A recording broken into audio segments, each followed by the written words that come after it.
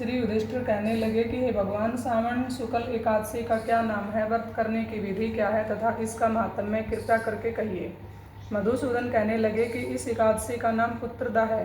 अब आप शांति पूर्वक इसकी कथा सुनिए। इसके सुनने मात्र से ही वाजपेयी यज्ञ का फल मिलता है। द्वापर युग के आरंभ में महिष्मती नाम की एक नगरी थी, जिसमें महिजीत नाम का राजा राज्य करता था, परंतु पुत्रहीन होने के कारण राजा को राज्य सुखदायक नहीं लगता था। जिसके संतान न हो उसका यह लोक और परलोक दोनों ही दुखदायी होते हैं। पुत्र सुख की प्राप्ति के लिए राजा ने अनेक उपाय किए, परंतु राजा को पुत्र की प्राप्ति नहीं हुई। वृद्धा अवस्था आती हुई देखकर राजा अपने प्रजा के प्रतिनिधियों को बुलाकर कहने लगा कि हे प्रजाजनों, मैंने इस जन्म में तो कोई पाप किया नहीं। मेरे खजाने में अन्याय से कमाया हुआ धन भी नहीं है, न मैंने कभी देवताओं तथा ब्राह्मणों का धन छीना। किसी दूसरे की धरोहर भी मैंने नहीं ली। प्रजा को भी पुत्र के समान पालता रहा। मैं अपराधियों को भी सभी बिना किसी भेदभाव के दंड देता रहा हूँ। मैंने सबको समान माना है, सज्जनों की सदा पूजा करता हूँ। इस प्रकार धर्मयुक्त राज्य करते हुए भी मेरे पुत्र नहीं है, सो मैं अत्यंत दुखी हूँ। इसका क्या कारण है?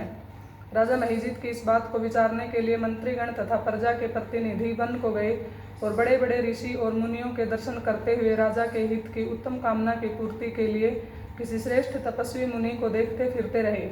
एक आश्रम में उन्होंने एक बहुत ही वयोवृद्ध धर्म के ज्ञाता बड़े तपस्वी, परमात्मा में मन लगाए हुए निराहार, जितेंद्रिय, जितात्मा, जित क्रोध, सनातन धर्म के गूढ़ तत्वों को जानने वाले समस्त शास्त्रों के ज्ञाता महात्मा लोमस मुनि को देखा, जिनका कल्प के व्यतीत होने पर एक रोम गिरता था। सबने जाकर ऋषि को प्रणाम किया और उनके सामने बैठ गए। उन लोगों को देखकर मुनि ने पूछा कि आप लोग किस कारण आए हैं? निसंदेह मैं आप लोगों का हित करूंगा। मेरा जन्म केवल दूसरों के उपकार के लिए ही है, इसमें संदेह मत करो।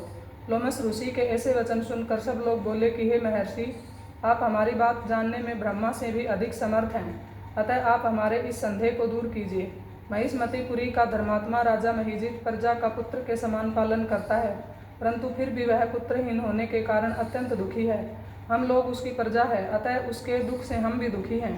आपके दर्शन से हमें पूर्ण विश्वास है कि हमारा यह संकट अवश्य ही दूर हो जाएगा, क्योंकि महान पुरुषों के दर्शन मात्र से अनेक कष्ट दूर हो जाते हैं। अब आप कृपा करके राजा के पुत्र होने का उपाय बताइए।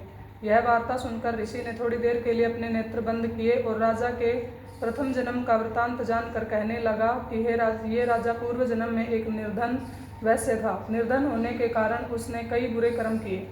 यह एक गांव से दूसरे गांव व्यापार करने के लिए जाया करता था। एक समय ज्येष्ठ मास के शुक्ल पक्ष के द्वादशी के दिन मध्याह्न काल के समय, जबकि वो 2 दिन का भूखा प्यासा था, एक जलाशय पर जल पीने गया। उस स्थान पर एक तत्काल की ब्याही हुई प्यासी गौ भी जल पी रही थी। राजा ने उस प्यासी गौ को जल पीते हुए हटा दिया और स्वयं जल पीने लगा, इसलिए राजा को यह दुख सहना पड़ रहा है।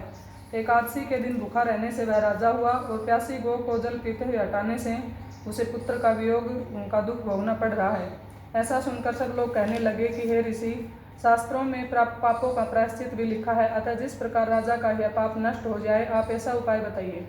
लोमस मुनि कहने लगे कि श्रावण शुक्ल पक्ष की एकादशी को, जिसको पुत्रदा एकादशी भी कहते हैं, तुम सब लोग व्रत करो और रात्रि को जागरण करो, तो इससे राजा का यह पूर्व जन्म का पाप अवश्य ही नष्ट हो जाएगा, साथ ही राजा को पुत्र की भी प्राप्ति होगी।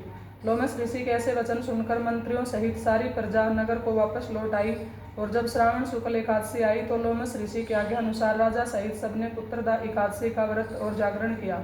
इसके पश्चात द्वादशी के दिन इसके पुण्य का फल राजा को दिया गया।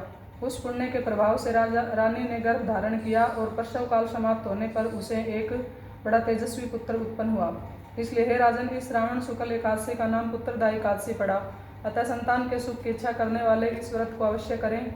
इसके महात्म्य को सुनने से मनुष्य सभी पापों से मुक्त हो जाता है और इस लोक में संतान सुख भोग कर परलोक में स्वर्ग को प्राप्त होता है।